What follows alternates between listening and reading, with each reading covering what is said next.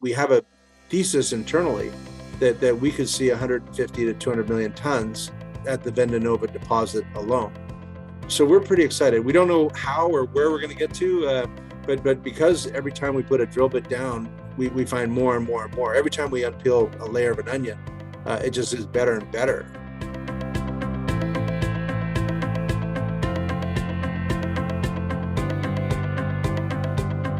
Hello to viewers tuning into Assay TV. We're catching up with Ascendant Resources, who are exploring and developing the highly prospective Lagoa Salgada project in Portugal. And I'm speaking with Mark Brennan, Chief Executive and Director of the company. Welcome, Mark. Thank you, Adam. Very nice to be here today. Yeah, I'm glad we've scheduled this now because you've got some news out, some headlines. Let's jump straight into that, really. What's the update with the infill drill program at Lagoa Salgada in Portugal? Well, you allude to the news that came out today.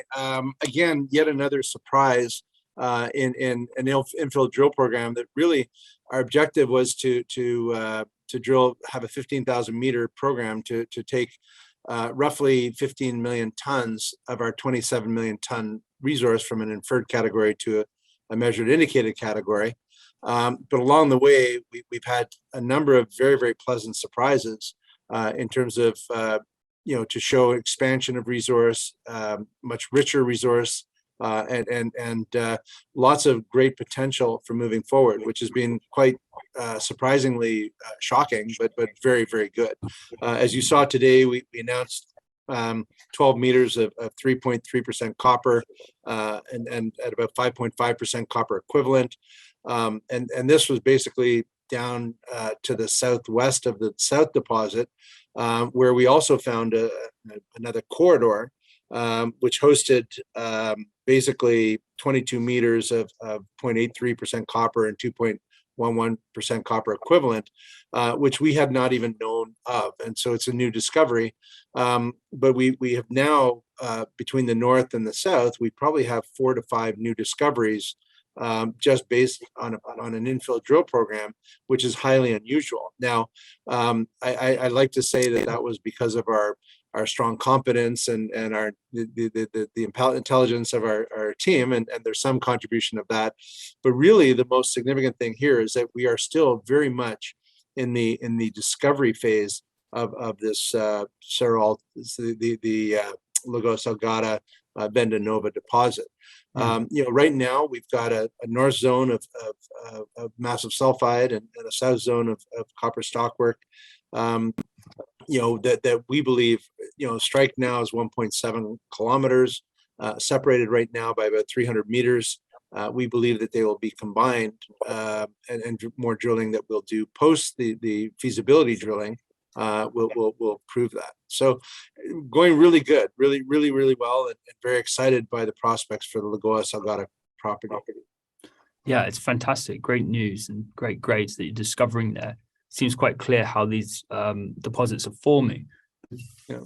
From what I was reading, you're open in all directions, and you sort of alluded to it there, how you're going to expand. But what is the strategy here to really define? Well, as I mentioned, the whole purpose of the drill program we're doing right now is really to complete a feasibility study by the end of the first quarter. And we believe that we published a preliminary economic assessment in September of last year, which showed an after-tax NPV of 247 million, with an IRR of 55% after tax, and looking at with a capital build of about $132 million.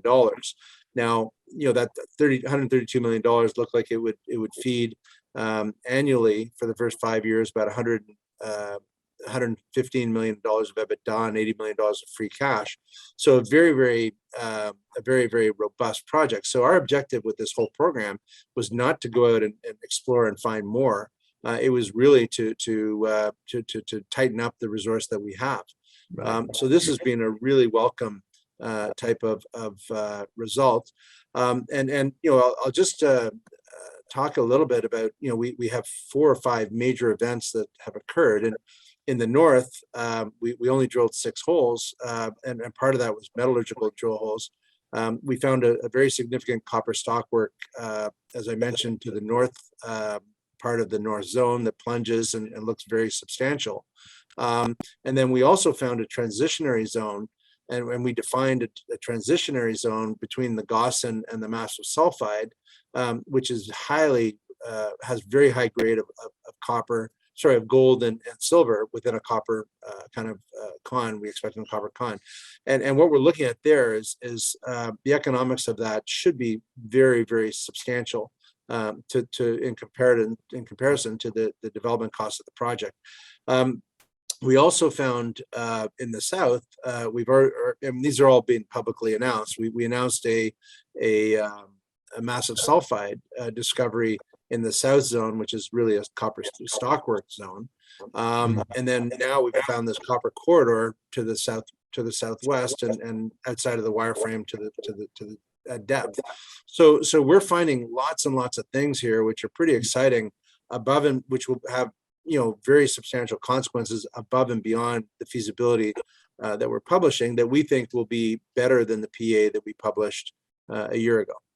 Yeah, fantastic. And some of these other metals that you're finding, like the silver as well, this is ancillary too. There's some upside there. Is that part of the strategy, or is it just a case that you'll see where it comes out at the end of this? Well, this really is truly our perspective is that this truly is a polymetallic project.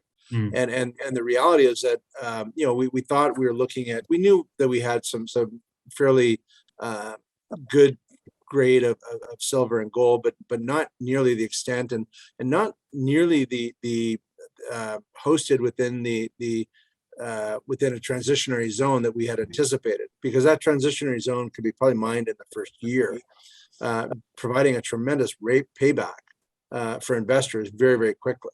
Also, what happens with that transitionary zone, for example, is that first of all, it's very, very high grade silver, very high grade gold, and what happens is that our any questions that anyone may have with regard to metallurgy and processing, gold and silver, no matter what, is not that complicated to process.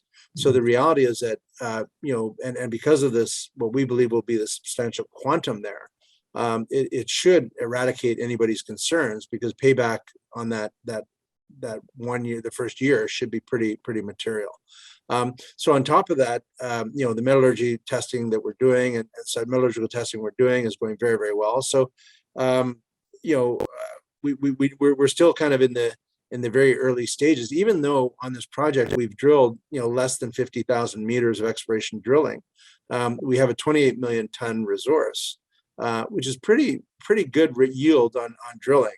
And so again, the 15,000 meter we're drilling now was meant to be exclusively for infill drilling.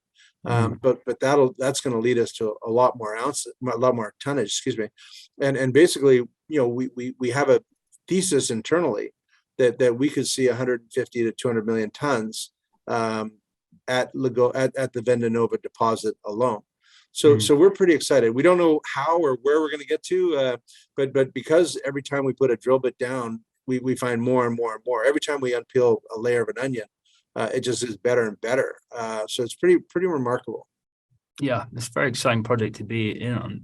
If we zoom out for a second, what's the regional significance of this nationally to Portugal and just regionally in Europe as well? Sure. And that's a great point, because basically when you look at Portugal, a lot of people talk about the difficulties of operating in Portugal or bringing a mine on stream in Portugal. Now, two things with regard to ourselves. Geographically, we are located 45 minutes away from Lundin's Neves Corvo, which is a major producer. We're also 45 minutes away from Almina, which is the Aljustrel project, which basically produces about 220 million pounds of copper equivalent. And so we're in a jurisdiction where there's mining going on. The fact is that this, for better or for worse, our project will be an underground deposit, so it'll have less consequence to the local community. And then also, our inhabitants of the areas in which where the mine will be and its immediate surrounds, their economic situation is far worse than those that you see at Neves Corvo or in Almina, where they can see the impact of having a mine in their community. and the benefits of that. So on the back of that, our project has been awarded a project of national interest. And what that means is that the federal government has given us a status, a PIN status, that basically no mining company has ever received in Portugal.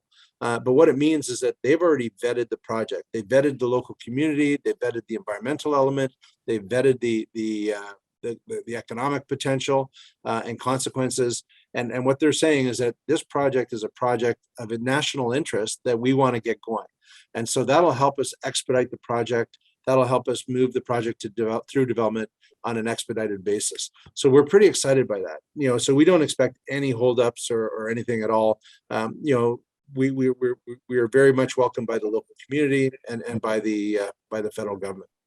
Yeah, that sort of leads me to my next question. I was going to say, could you sum up on some of the catalysts, permitting, presumably being one of them? Yeah, so basically our intention is to submit our environmental impact study in March of next year, at the same time as we're going to complete the feasibility study. We expect that it'll take us 3 quarters to get that approved.